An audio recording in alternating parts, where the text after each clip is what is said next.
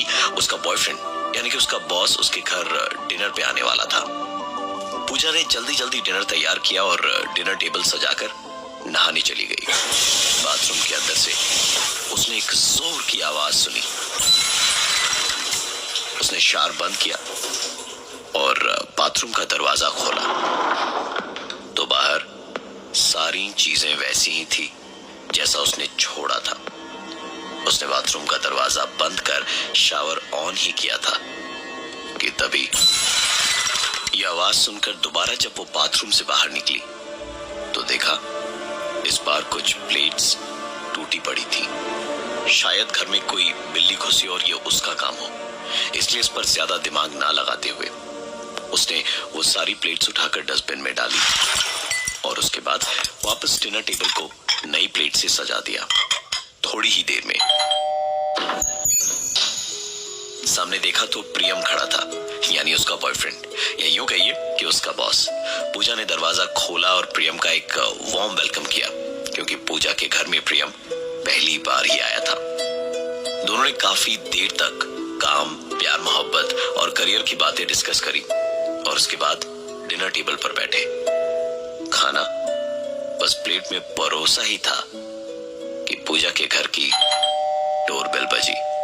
पूजा ने ऐसे ही झटके से दरवाजा खोला तो सामने हाथ में बुके लिए मुस्कुराते हुए प्रियम बोला, सॉरी लेट हो गया, दिल्ली का ट्रैफिक तो पता ही है ना तुझे। प्रियम को अपने सामने देख पूजा के चेहरे का रंग उड़ गया था। उसने पलट कर देखा तो अब तक जो प्रियम उसके साथ था वो अब वहां नहीं था। पूजा के चेहरे के बदले हुए हुलिये को देख प्रियम ने कहा, क्या हुआ, कोई भूत देख लिया क्या तुमने? पूजा ने हिचकिचाते हुए जवाब दिया, नहीं ऐसी बात नहीं है, तुम अंदर आओ।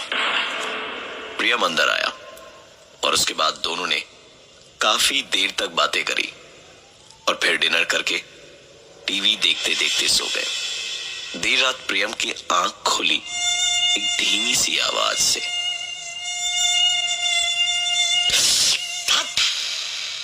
प्रियम की आंखों से नींद गायब हो चुकी थी इस मच्छर के कारण जो पिछले आधी घंटे से उसे परेशान कर रहा था। प्रियम उठकर पानी पीने हॉल में गया और फ्रिज का दरवाजा खोला ही था कि हॉल का पंखा अपने आप शुरू हो गया। प्रियम ने नजर उठाई तो देखा पंखा तो चालू ही नहीं है। प्रियम ने सोचा कि उसने जो सुना गलत सुना, इसलिए वो फ्रिज से पानी की बोतल निकालने के लिए जैसे ही झुका कि तुरंत उसने नजर उठाई तो आवाज बंद, फिर झुकाई तो आवाज चालू, उठाई तो फिर बंद। प्रियम दौड़ता हुआ कमरे में गया और वहां जाकर उसने जो देखा वो देख उसे अपनी आंखों पर विश्वास नहीं हुआ। पूजा ने अपने कपड़े फाड़ रखे थे और कैंची से अपने बाल काट रही थी। प्रियम ने जब पूजा को रोकने की कोशिश की तो पहले तो पूजा ने प्रियम को जोर से धक्का दिया और उसके तुरंत बाद कमरे में रखे ड्रेसिंग टेबल के आईने पर अपना सर जोर जोर से मारने लगी। उसने 2-3 बार जोर जोर से आईने पर मारा तो आईना चकनाचूर हो गया। पूजा को बुरी तरह चोटें आई थी पर प्रियम न जाने कैसी हालात में था। इतना ज्यादा शौक था कि वो चाह कर भी अपनी जगह से हिल नहीं पा रहा था। उसे बस एक ही आवाज सुनाई देती नजरें झुकाने पर, जो उसके उठाने पर बंद हो जाती। प्रियम ने रोकने की कोशिश करी तो पूजा ने उसे जोर का धक्का दिया और फिर ड्रेसिंग टेबल के शीशे को अपने सर से फोड़कर कांच के एक टुकड़े से अपने चेहरे को जगह जगह से बहुत ज्यादा बुरी तरह से खरोंच दिया। पूजा के पूरे चेहरे पर गहरे कटे होने के कई निशान थे और पूरा चेहरा खून से भरा था। अपनी पूरी हिम्मत लगाई और अपनी जगह से उठकर पूजा को संभालते हुए जोर से चीखा, क्या कर रही हो तुम? पागल हो गई हो क्या? कि तभी पूजा बेहोश होकर धड़ाम से जमीन पर गिर पड़ी। प्रियम ने उसे उठाकर बिस्तर पर लिटाया और डॉक्टर को फोन लगाया। फोन कई बार लगाने के बाद भी नहीं लगा, पर जो चीजें कमरे में उसकी आंखों के सामने शुरू हुई वो देखकर प्रियम की हालत और भी ज्यादा खराब हो रही थी। कमरे का टीवी अपने आप शुरू हो गया, पंखा अपने आप चल पड़ा।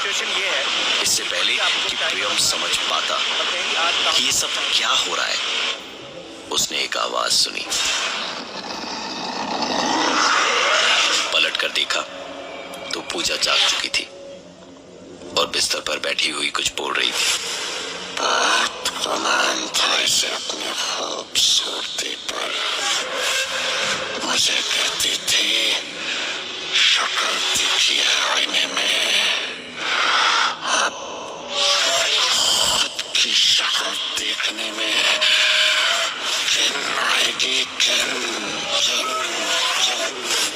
इतना कहने के बाद पूजा फिर से बेहोश हो गई।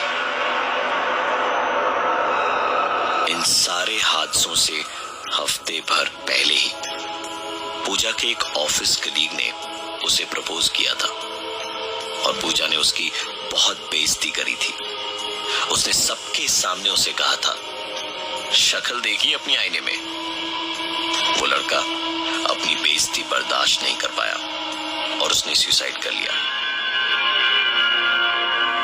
परसों रात जब ये सब कुछ शुरू हुआ था, उससे कुछ घंटे पहले ही पूजा पुलिस स्टेशन से लौटी थी अपना स्टेटमेंट देकर।